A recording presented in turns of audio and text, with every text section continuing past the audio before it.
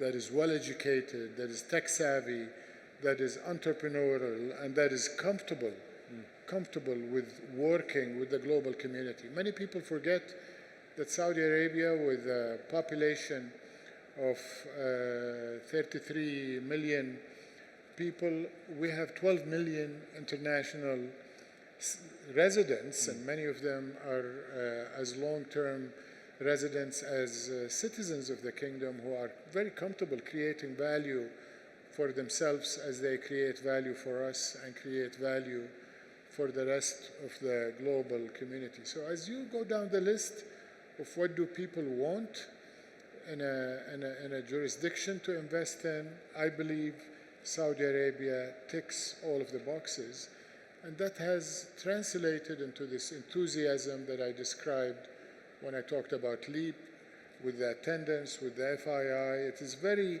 difficult for those of us who organize investment events to have to turn down significant investors when they call and say, I went through the website and I cannot register.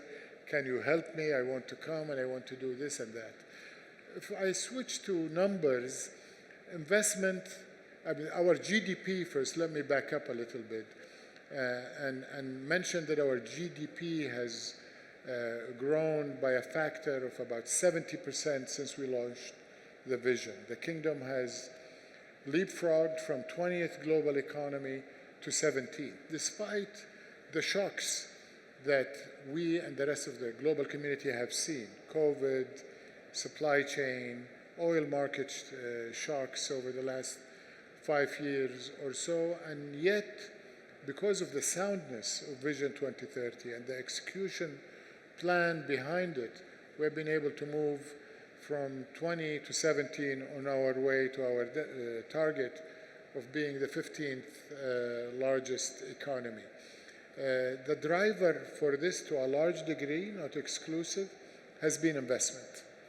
Investment has been growing. When we started the vision, our gross capital formation, which is the aggregate of all investment from all sources in the kingdom, has approximately doubled in the last 7 years. FDI has quadrupled in the Kingdom of Saudi Arabia. We're a top 10 economy today when it comes to FDI statistics, whether it's FDI flows or FDI stock.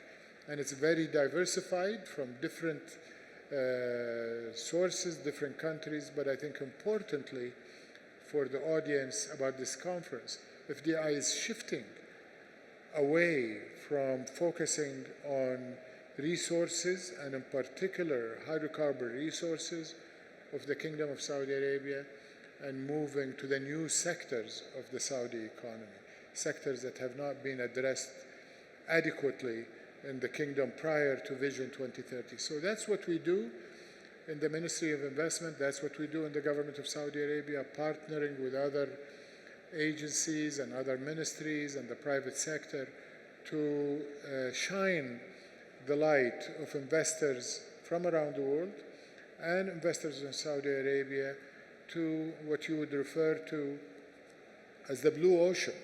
Don't just go to where we have been in the past.